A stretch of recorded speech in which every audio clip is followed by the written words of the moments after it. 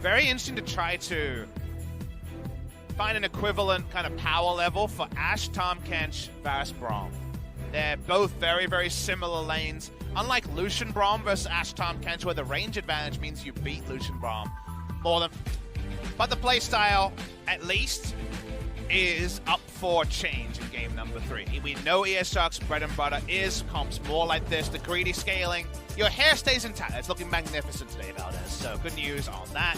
Akali, Lucian, much more firepower for ES Sharks. So maybe we don't just have a 20-minute phase where Jin Air has so much control, but not really certainty into what to do. Game 3, let's hop into it now, see what happens.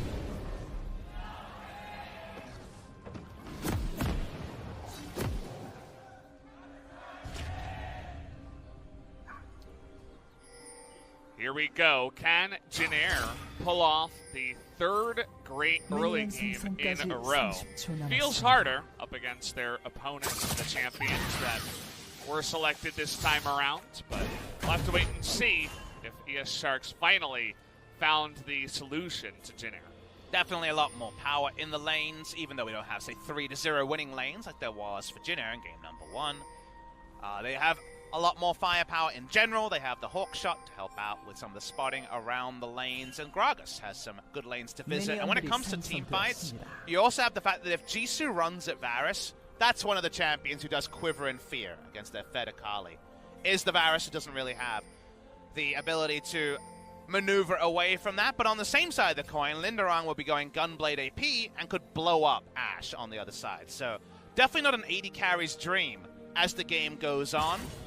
What can we plug and play about the lane states before then? The only thing we can have seen so far, and that's a pretty bold face check by Luger and Light, is that Kuzan versus Grace. Kuzan should be definitely respecting those chains. The chain accuracy this tournament, first class. Quite good, even for Jin Air here. Nice snipe there on the ward. They actually got that down there as Nova and Roots want to already exude their dominance in this lane, and now Jarvan's coming down to the Scuttle crowd. Speaking of people who like to exert their dominance, let me introduce Cease, who loves to gank. One camp into the Scuttle. For level 1 on the lanes. No wards available for ES Sharks, so no spotting of the Jarvan, and it seems like vertical jungling is the safest modus operandum for both viewer lanes, and it's what we get in game number 2. Now, comes on through, but the question is, will the Sharks know about this? Looks like Cat's going to the blue. So sometimes it's also heralded by lane positions. For example, Kuzan will have first rotation to the enemy blue, and because they didn't put down the defensive vision, there is the chance they're being rebuffed. And in fact, that is the attempt that was made by Cease. So I think it's the right read based on the players, based on the lane situation. The chain missed. We saw it by a lot. Put down that timestamp. It happened. He also missed the cannon, by the way. Just, you know, want to throw that out there. Always putting the pros on blast for missing them cannons. They're worth a lot. Cease now looking for that gank that he does love to go for, but again, it's a Lucian this time around. Was able to make it work as Rek'Sai against Corki, which was pretty impressive, but gonna ignore that lane. We're going bot side here. This is the Griffin-style grouped lane gank. Now, Cease is definitely going to go too hard on this. You'd have to assume it's Cease. Oh, they're going for light here. Nice flash. Beautiful. Gonna right get on top of him. And they separated the Tahm Kench first. It was on cooldown anyway, so really beautiful gank in the bottom. These young man mechanics, man, they make me feel old. 13 years the junior is Cease compared to me, but damn if he isn't able to put them in the death chamber.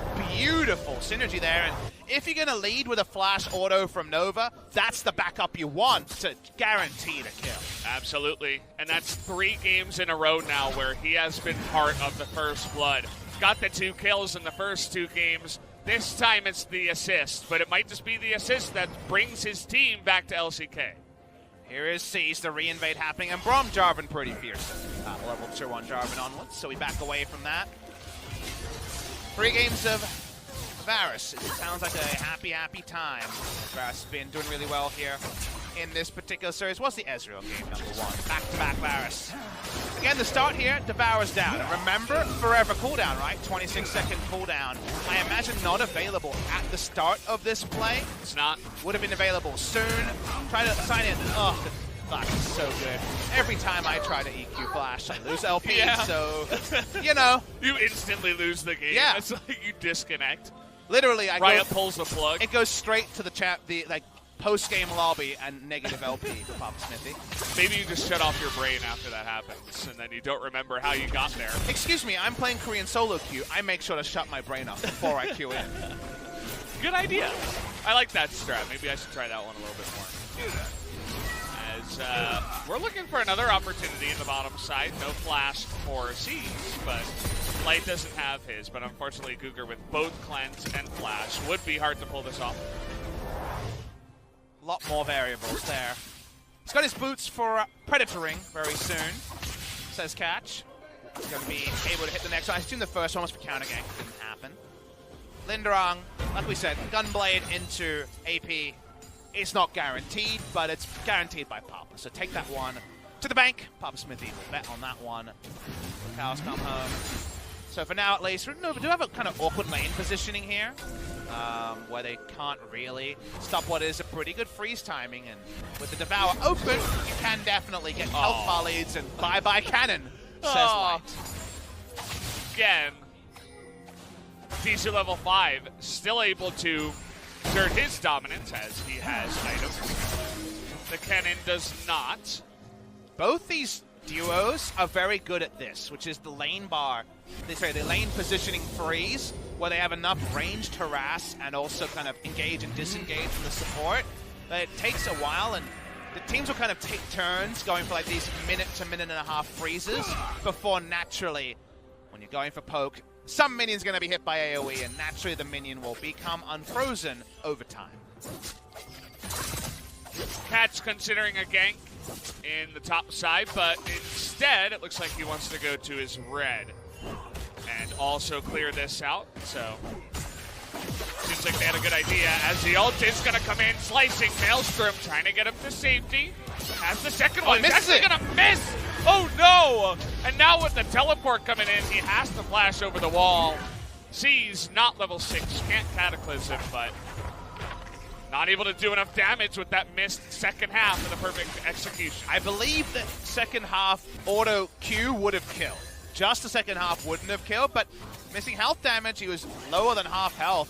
Very rarely do you see that skill shot miss. It's kind of not really a skill shot, right? It's like instant, It's right? pretty thick also, so that was a bit of a whoopsies coming through from good old Jisoo, and that's the sort of whoopsies you make when it's 3 match points and you know that it's your moment to shine, not able to shine in that particular moment.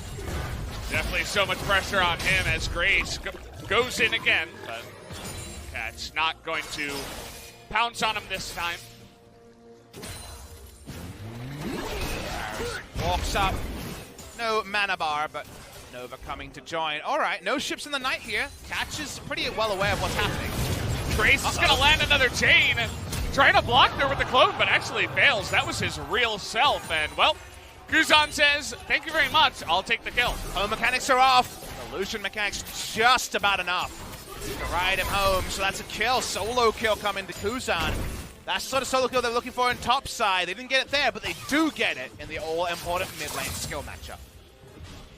It's one of those rare times this series where Grace not quite on the ball there with the mechanics to make it work. Looked like it was good. Looks like he knew his ranges pretty well.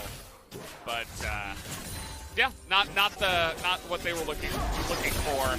Bit of a fail. Had the item lead because he had Sorcerer's Shoes already done and no magic resist on the first back. The Bilge Water on the way to the Lucian Black Cleaver. So that's why he feels like if he hits this perfectly, he has burst range. He hits the chain. But you're right. Didn't have the clone tanking. If the clone tanks there, another couple of autos, kill comes in. Let's listen in. Guzan's feeling it. I got him, and nice. He'll fit in perfectly at the LCK. Says exactly what every other person says after they get a kill. Who was the one player this tournament who was way more animated? I think that was Light, I believe, from the best of 5. There's one player who was just so animated, so I'll take your word for it, but always excited about people who have got the extended replay vocabulary. Sees walks in, and, you know, it's Mountain Drake. He'll take this one out. No contest. Feels decent about that. Watson. Oh, here we go. Ooh, okay. And we've, for once, got two teams who can fight for it at 14 minutes. No one's scaling here. Everyone's got power all over the Rift, so we got some fun stuff going on, and a Kennen Gunblade away from perhaps a very impressive flank. Could absolutely have a bunch of action here in the mid lane, or in the mid game, rather. As Grace, once again, going in for a bit of a trade. Cat's hanging around, actually steals the blue again. As, okay, we're going on in for the knockup, but there is that Devour. Do they have the damage for Cougar immediately? Oh, Light steps up again and nearly dies for it. Oh boy, not what he was looking for, had to flash real quick out of that one. And when you scrim Ashtom Kench, you always are waiting for the chance to negate a lot with the Devour, be spat out, and return fire. You never want to give an 80 to 20 trade, but that was that sort of trade. Some counterfeit trading going on by ES Sharks are going to be investigated for that one. Just standing fire from Root, he understands his damage ranges, and he puts Light and Cougar maybe not to the gray screen, but definitely not far away. And it's got to feel good if you're Jin Air and just time and time again, you can just rely on your bottom lane, on Root specifically, to just set up these big plays and outplay the 2v2. Just gives you even much more power. You were talking about how this lane may be slightly favored towards the Varus Braum, but they make it look a little bit more one-sided. As now the Rift Herald has started, Grace in an awkward spot, another culling. This time he does block it. The Ignite does tick down, but it's not enough, and that means that the Sharks might be able to pick this up. Z's not even going to be able to go in, as Shelly will go over to the Sharks. The Ignite damage range extension is pretty big now.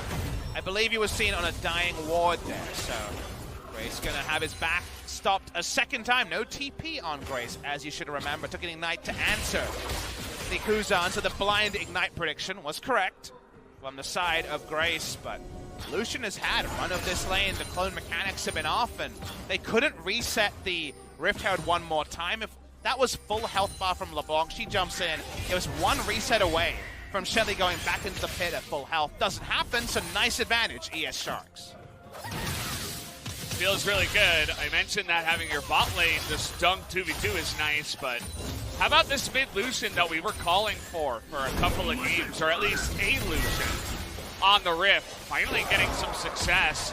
Another Chain of Corruption going to come down as Cougar has to flash that one. Has to get rooted into stunned and probably dead. So another Summoner blown. He's hanging around, and Jin Air playing around their strong lane. Didn't get a Devour, so the turret dive here is a little bit more risky. So he's going to be seeming to first focus on the blue buff respawn timer. About 40 seconds away. Top side, Cinderon's in trouble. Oh, he's in a lot of trouble here, too. The flash comes in, not even close, as Jisoo this time is not going to miss the stunned target. And with the ult down, the threat of that teleport ward is lessened. The Rift Herald is going to be used. It's going to be a tempo disadvantage to Jin Air. Let's see how much ES Sharks can get. It's going to be pretty close here, actually. The extra attack speed from that one, from the flag, as more damage coming on in, and Cougar trying to make a play elsewhere on the map, as here comes the arrow. Not going to land this time. Nice little try, and yep, the Varus and flag are going to do more damage to the turret quicker, and they pick up first blood turret in the bottom. And that's the only advantage they get in that lane. There's still a little bit of time, so how about double 80 carry and a Tom Kench? Cashing in here. Suddenly, cha-ching! Goes everyone on the Rift, and everyone just got a lot richer. It almost feels like we missed some sort of investment bubble now. Yes. Didn't get into Bitcoin when everybody else did. How does that bought at 20,000? How does that story end? You lose a lot of money in that case, yeah. As did a lot of unfortunate people. But yeah, lots of money now on the Rift for everybody. This is a much more even game. The compositions are similar, as you mentioned. And yeah, this is good. It feels like the Sharks are putting up a fight this time around. It's exactly what we kind of expected before Jin Air just put them into put them in the ground a couple of times in a row. Better late than never, but while with VSG, we bigged up their reverse sweep on Mickey and the lads in the finals of the kind of tournament to qualify for the promotion tournament next to ES Sharks. ES Sharks just won a best of 3 and never played a best of 5, so it is only going to be their second best of 5 this year. That is something where we can't necessarily plug and play mental resiliency. We got some history with Gugur and Kuzan having long-time careers in the LCK, but a lot to be done, and it's all to be won. Backs against the wall. It's actually a nice amount of damage. We're going in on Tarut here. Is Jisoo chained to Corruption? Yeah, good awesome. read, though, in the Shroud. Is able to land on a Jisoo. They don't even really get a health bar lead from those ults being used, so I think Jinair is going to get frisky about us.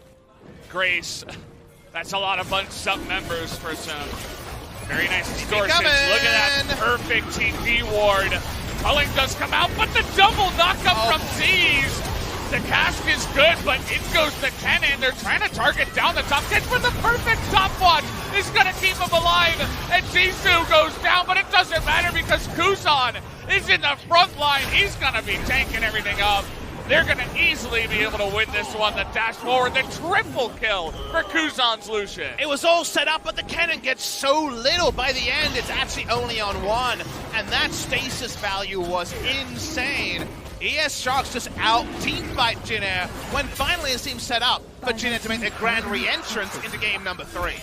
It was looking so good, the TP ward. It was like the perfect engage, but everything goes wrong. Let's take another look. You pause the VOD review here, and you're like, yep, that's what a 1 team fight looks like for a Kennen. But Kennen awkwardly has to flash. The terrain is in a weird spot. Kuzan gets out. Gugur doesn't die.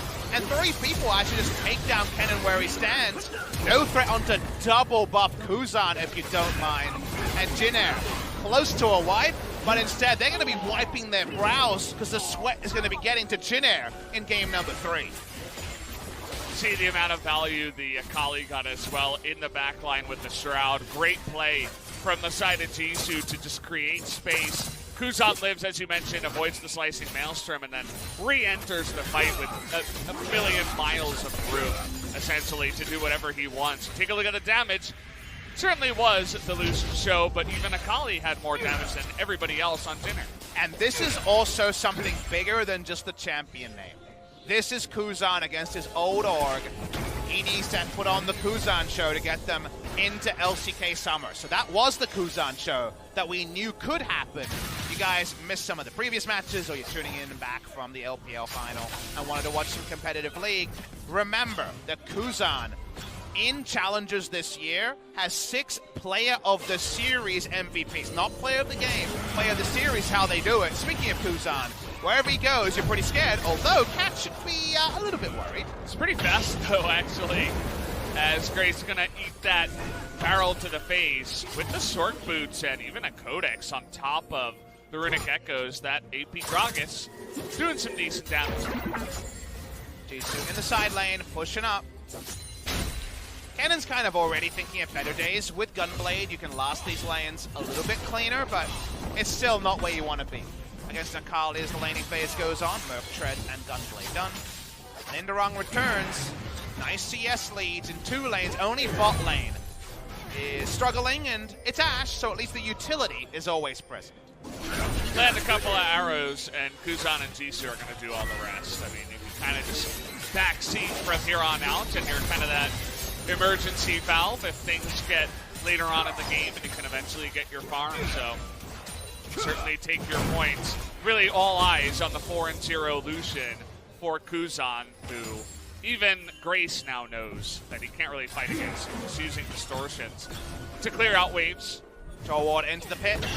Into the rush there, already spotting a Kuzan control ward from earlier, so not going to be any threat onto Kuzan, but even getting breathing room for Grace is not too bad. Remember, neither of these bot laners at the moment, in Grace and Kuzan, have teleport. In fact, when was the last time we cast a game where neither mid laner had teleport? I want to say like ages ago. Because you kind of have to take blind teleport into most champions, because if they have a teleport advantage, things fall apart in the mid-game. Mid-game more competitive than recent mid-games. Usually it's been Jin Air getting a big lead and then the mid-game lulling out. Well, all the lulls are being abated, and suddenly it's about ESS looking for kills on Grace. Oh, not again. This time he flashes into it, as Gragas alone is going to kill that on top of that long stun. Oh, when it's from that far away, you have time to say Grace before his inevitable doom. Gragas gets the connection. It's a burst Gragas build, as we would expect. Nice play from ES Sharks. A Clear Love-inspired flash from Grace. Not recommended. I like to zoom in onto Light, who's probably just snickering after that one, saying, haha, you flashed into my arrow. It was on point. It was a good arrow for sure, but certainly the mistake of Grace to flash into it after seeing it in a panic mode. Panic flash sideways. Always the trick against the Ashe arrow, which always has a pretty generous hitbox, as we know. And from there, they take the turret. They're still pushing out mid lane. Infernal spawning is when we said this game would flare. First one went the way of ES Sharks. You can't really grant a second one, because then the solo kills, the group kills, the kills in general, the kill threat kind of through the roof with 4 damage dealers on the side of ES Sharks. This could get a little bit risky too if the Sharks end up winning this game, and I believe it's the Sharks that have side selection. Yep. They can just go blue, and then it's like, you have to ban Ryan. I'm going to hold that thought. Here we go. Nice knock-up, actually. They're all bunched up, and Light's going to go down immediately, but they can't quite get Kuzan. I'm going to hold that point, though, because Root is an assassin. Jisoo trying to get on in, but they see him, and the stuns nearly going to tick him down. Can he get away? Yes, he will, but great engage from the side of Jin Air against a bunched up Sharks, and there's another Infernal on the map. And another one of those replays where if you communicate with the observers, we'd say, when was the Devour used? Because the moment Ashe dies first, something went amiss. We knew Jisoo was on the flank, but it seemed like ES Sharks were too bold given their recent leads. They lose the mid lane turret, they will lose the Infernal as well. This game's a whole lot more competitive, and we hope that means the fights continue thick and fast. So watching the mid, okay, so just to negate damage, Light uses the Devour or calls in the cooldown, and then suddenly they just get blown up. They know that their Akali's on the flank, but it feels like a disconnect or a lack of full information, and suddenly it looks so much less clean for ES Sharks. Thankfully, Jisoo got away too. Coach Han hyped to see the early kills. They don't kill the Akali, but they get close enough doing it, so suddenly it's double pen cannon. That was already finished before the previous fight. Cannon finds it way easier to team fight than Akali, who can clean up fights, but the guarantees aren't there that the AoE that Linderon heralds does suggest. QSS is done onto Light. He's had enough of being just thwarted by Root Sparrows. Just want to immediately go down here.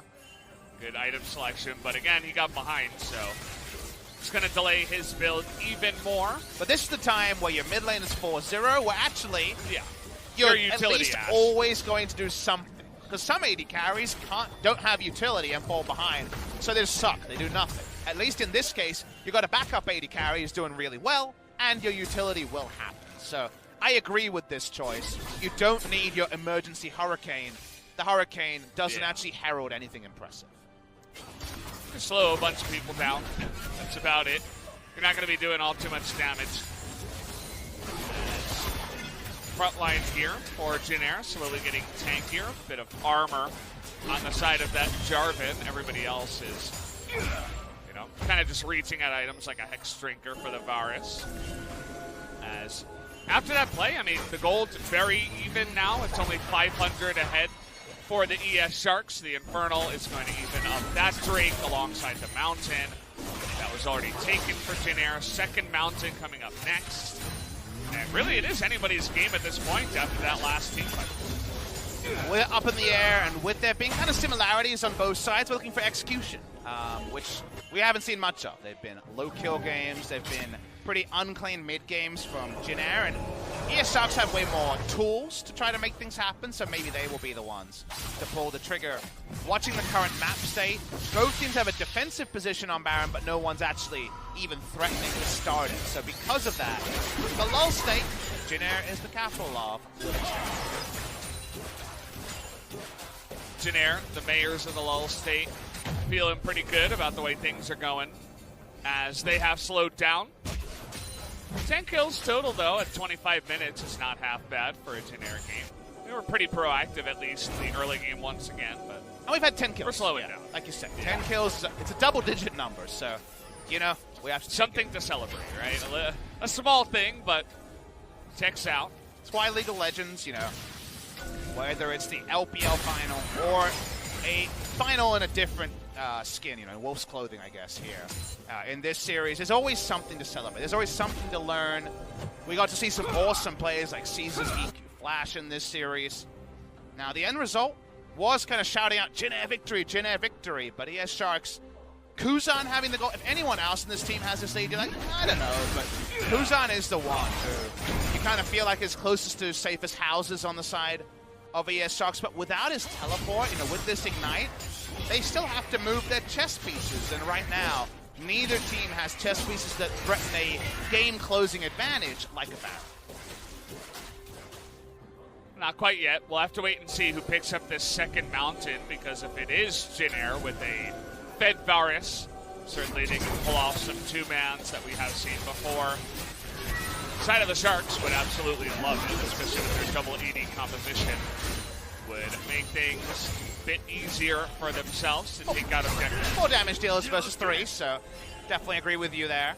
Catches go on the AP build. If you guys are wondering why no Cinderhulk Gragas when we don't see Cinderhulk Jarvan, when we do see Cinderhulk Jarvan, I should say it's because Cinderhulk Gragas really is only a cask and then he waits for cooldowns, so you might as well go burst build on not him at all. Mid lane. Okay, we're looking for another engage. Catches to both of them. This time the Devourer is on point and sees is taking way too much damage. That's not the engage we saw the last time. That's not one I want to see again. They didn't have any tools down and he just made the engage anyway and it looked desperate. It's definitely, in hindsight, was a desperate engage. It'll lose them the Mountain Drake, but C should just be really thanking his lucky charms it doesn't lose them the Baron as well. Absolutely. 5-0 Lucian. Could have considered it. They're not going to do it just yet. Rather take the mountain. And it's going to be the third. Okay. So we're not wasting any time here in Game 3 to get some nice Drakes. Quality of the Drakes, which are now shared. Super high roll, like you mentioned, and it plays into two teams full of damage, and thus both thinking they can pull the trigger. But we are in onto Lucian with Summoners up and Devourers off cooldown as far as we can tell, given that Google used it, you know, 3-4 seconds after we started this clip. That's not the time. So C's, nice move so far, but maybe rely on your teammates a bit more the next time you pull the trigger. I really like the cast usage there. It actually bopped both of the damage dealers away. Now that engage wasn't fantastic. Maybe they could have picked up more kills if the damage dealers actually went in, but in that case, the safe play to just boot them out and take down the Jarvan and get the very important objective, definitely what you want to see. Yeah, Gragas loves circle champions like Kindred and Jarvan because you can reset fights so well. And that's why Gragas, who he doesn't have the world's highest AP ratios, but if you get ahead, you can burst people. Because one of the best AP jungle Gragas we had, and score needs no introduction. Gragas still sees players. The cask is an only does everything ability. It engages, it disengages, and it bursts. So that's pretty good for an ultimate. And it's that flexibility. It means there's almost never a fight where cask isn't recommended. I can only think of Gragas Orianna as those combos where perhaps the cask does more harm than good, but normally, games like this, you do see the ultimate value of the explosive cask. Good play, Grace. Whoa. Once again, that was wonky. He put it out, and then because he reset his position, it curled onto the Lucian. It doesn't get any kills, it only looks cool, but you know what? That was cool, Grace. I like it. Actually, it's a little health advantage, but of course Lucian's just gonna lifesteal that away. We had another important moment in the bottom lane as Jisoo just flexing on the Kennen, Linderong, who Jisoo didn't even have to ult, didn't flash or anything, but Linderong lost basically all of his health. And was able to get a nice amount of damage down here onto that turret. Pushing through mid lane, is anything on cooldown? Both 80 carries have flash. Your thoughts is no. Very hard to even force the Devour out of Gugur. So making ES Sharks blink, hard. But what did Jin Air have? A great flank teleport and control wards on the Baron. You know, we kind of drilled this point into the ground in game number 2, but a Baron play, it's a Cinderhulk Jarvan who's got his tank items. May not do it as fast as game number 2, but you got to start it sooner, I think, Jin Air Green. And so that's the terrain where suddenly ES Sharks can be stretched to a position where a flank might just bring them crashing down back to Challenger. Oh, hello, Cats. He actually took a bit of damage from the Baron on his way out, so he had to Zhonya's that one. It's not a stopwatch, it's very important. He's going to get that back. But it's kind of like a souped-up Devour timing, right? Because at this point, Gragas would have how many stacks of Ingenious Hunt? 2 or 3, probably. So his Zhonya's about, I would guess, 90 seconds. I think it got buffed to nerfed to 120. I think it's reduced by Ingenious Hunter. So you can see the timer ticking down. It's already halfway done. It's still a triple Devour, if you think about it in terms of length of cooldown. But with the map state as it is, not a cooldown that right now Jin Air can take advantage of. Yeah, just a mini one. And it's not going to be sad Gragas bowling, which is very happy for Cats. They are in the lead and feeling pretty good, so he's the one hanging around the Baron pit. Well, with the vision disadvantage, it's kind of slightly enthusiastic Gragas bowling because they can't contest the control wars at the moment. By the way, Gragas bowling is red side Gragases who go AP, can't burst anyone because you don't have map control. So sit behind the Baron and just throw the Q in a million times, hoping the Baron isn't making custody. You get to maybe take your Raptors and then go back to just throwing Qs over the wall. So unenthusiastic gameplay for sure for a Gragas. This Gragas still is largely a pick up control wards and back. However, we see a Void Staff completed for the Gragas. You don't see that one too often. I swear he had a little smirk when he was just on camera there. He's going to be doing some pretty nice damage, actually, as we do go along, as if they needed more. Alongside of this, Brace trying to flex, and here we go, with just the one Mountain sees and Linderong trying to start this one up. The moment they kite up, ES Sharks are aware of it, so it seems unlikely to do that, but this Hawk shot is quite slow. Oh, this might be late. Look at Catch. It doesn't look like he's going to be in range. LeBlanc is going to get it in the pit of all people as down it goes. What a play by Jin Air to totally maybe use the idea that they don't go for Baron. That's the 200 IQ play after game number 2. That's the lull state. ES Sharks showed up and Jin Air said, that's our lull state, baby. We get the Baron and suddenly Jin Air get a Baron out of nothing. Amazing. What a great play. I mean, that wasn't even with 2 Mountain Drakes or anything too cheesy. It was just the one, and it was without root, too. It was Season Linderong. So they just take it down. Eventually, everybody moves up, and the Sharks, thinking they're being baited, are just too late to the party. And if you're joining us from other streams and wondering why is that a 200 IQ play that's ran at the Baron, it's all about ES Sharks. Game number 2 was Jin Air having a comp that literally screamed, start Baron, and then tied away from it. Didn't go for the Baron for 25 minutes, and eventually got over the line. That's why in this game, you can never expect them to be this damn aggressive. They do it, and just the words from the coach, hopefully, just like we were talking about saying, go for the Baron when you know you can kill it. They listen to Coach. Coach Han somewhere, no doubt, has the biggest smile on his face because his team amps up the game in a spot where not many people could predict that will be the next move from Jin Air. Certainly a great move, and now that means Jin Air holding the reins of this game. But hold that thought. Busan thinking about it, but thankfully Grace is like, nah, I don't want any of this. However, if Grace just delays backs as if he's delaying backs on a Baron member, remember, Kuzan doesn't have teleport.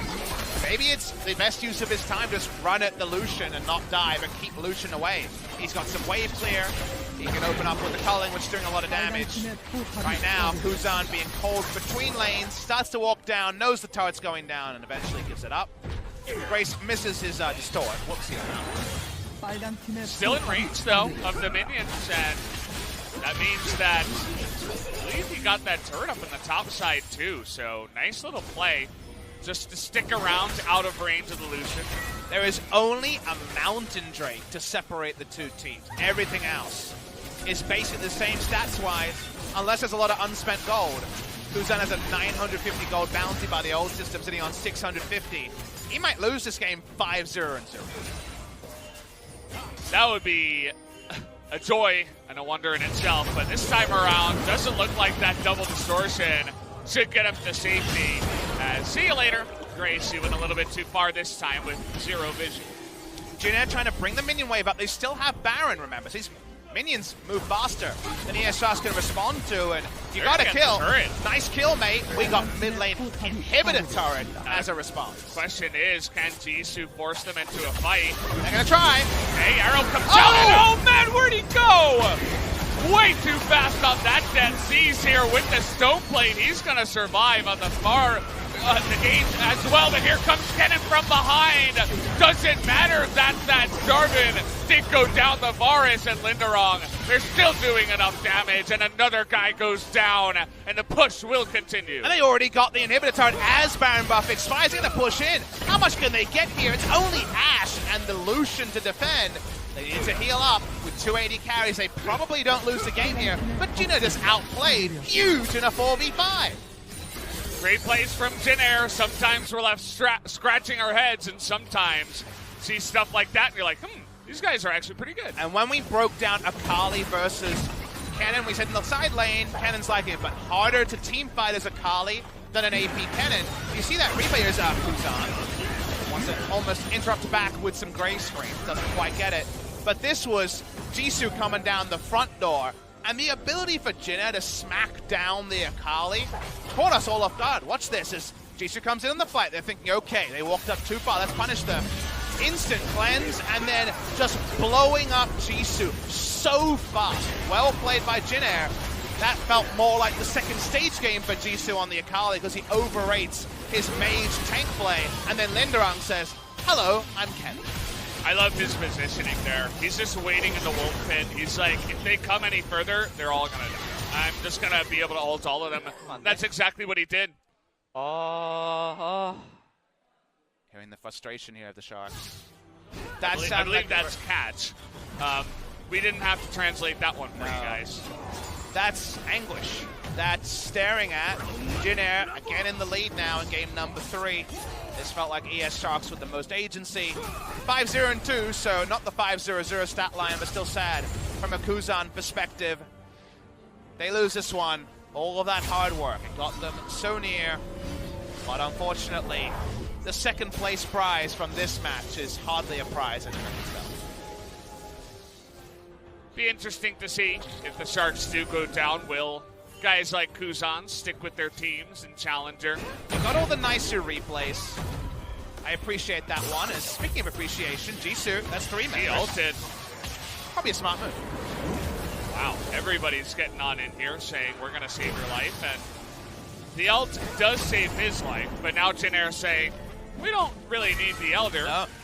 We're thinking about going at least pushing mid for now and then going back to Elder. They've been very good at minion wave access that ES Sharks messed up around. Kali pokes forward, but remember, this 50-second cooldown on his ult means we don't see him too much from Jisoo. Grace in an awkward spot here, takes a ton of damage. Solo kill. Oh, he goes over the wall, but Jisoo still gets him. He's pushing around. He's going to try to zone this. It's going to come down to this one. He's in his zone as he can't smite, and it's going to go the way of the Sharks as, oh man. Jin Air with the great play, but then they throw it all away on Elder. That was a huge mistake. They DPS down the Elder to 2,000, and then you see an ult stasis from the Jarvan. That's never the right play. They're going to lose both buffs from that. Oh boy! Do we have ourselves a fiesta here? As, man, it's looking like the game was already on the cards. We knew what was going to happen, but now it really could be the Sharks game from here. And you know what it's looking like? The battle to be the 10th placed LCK team. The start of it is Grace misplaying. Jisoo doesn't have ult. His burst range is minimal, and he just gives up his life. But then Jinair keep it leash. They know they can't fully disengage, but they don't really do anything. And the only person that goes all in on the backline is the person with the smite. That's not how you play League of Legends, Jinair. And they lose both buffs, and now they have egg all over their faces. It's way too much egg, more than any one person should eat, or any 5 people. I mean, everybody's to blame, right? Grace goes in, dies alone. Cheese was, I don't know what that was. Root was DPSing the Drake as the Jarvan was in stasis. He's like, here, Gragas, you can have it. Just like that SpongeBob episode where he gives the ice cream. It's like, are they trying to make this challenging? I'm not sure, Papa. Well, quantity of League of Legends is something we can provide tonight. So, let's go for what we can provide. It's the last day of Korean League of Legends for a while, so we got nowhere better to be about as we're ready to see this one, let's say, degrade from where we are right now. If it falls into a fiesta, I'm front row to enjoy some fiesta. Just like if you're feeling like some Mexican food and you end up in an Italian restaurant, don't think about what you could have had, just enjoy the restaurant that you're at. That is for sure. The pasta's still getting food. Yep. Still getting food, baby. Now the Sharks with the lead in both buffs. They're going to be looking to take some objectives. The push is down on the bottom side. Elder is about to end in about 10 seconds, so see if Dinner want to force any fights after that buff is gone. Well, they still have the boss. They have Redemption to stay high. I think Jinair needs to start running away faster than they are. That arrow was a wonder in itself, but looks like with the double mountain, they're just going to continue trying to push, but then rethink it and actually back away. It gets to really awkward terrain where you're so far into the enemy base that Kennen accidentally is going to pop the ultimate stasis and maybe one of your carries dies. I think you can get more, but ES Sharks say, let's get a safer objective. That safer objective represents in a mid lane turret. Pushing out mid lane when you already have bot lane inhibitor means the repeat visit to Elder and Baron should be a trivial one. So they push in, and what a Jinair to do. What a Jinair. Well said. Grace still trying to make some action happen and poke down some health bars, but he's not the guy that has the lifesteal. Ash is at full health. You could use a Q on Cougar, it's not going to matter. And the push continues, the rotation up to the top side now. 30 seconds on Baron. They're going to take down, looks like 4 turrets in total, plus an inhibitor, and be happy with the lead they have. And with all the CS and the now 3-2-3 stat line, I don't think Jinair have a remaining matchup into Akali in the side lane. And if your 4-1 is Gragas double AD carry Tom Kench, remembering back to what you were discussing about how, yes, we always think about engage Gragas, what about disengage? Boop them away with a cast, have Tom Kench there to catch one of them if they fall. The trust fall there is so easy. And double Infinity Edge AD carry, blow stuff up in the 4. So 4-1, to me says if ESS can't win this game, they don't deserve to be in the LCK, because so many of the ways this game can finish out are a huge advantage ES Sharks. Would have to agree. Thankfully, Grace repositions here on Vision. Thought for a second he was going to continue his recall. And in comes Light. Light's actually alone there for just a moment. Could have been an opportunity, but Tom Kench does group up, and we're getting once again into that late game as 43 minutes. ES Sharks trying to put an end to this one and keep the series alive. Jinair should be all swapping to blue trinkets when they back in their emergency backs now, because getting permanent vision around Baron is going to be hard.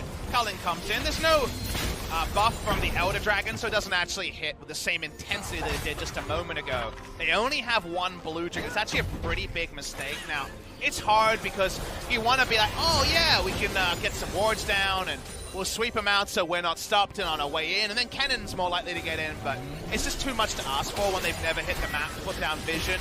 while ES Sharks have a all-in going on, and this chunk's not going to chunk out enough onto Light. Your hopes at contesting Elder Dragon and Baron are going to be much more about what the hell is the enemy health bar than anything. They don't have a Hawk Shot. They got one blue trinket and a dream.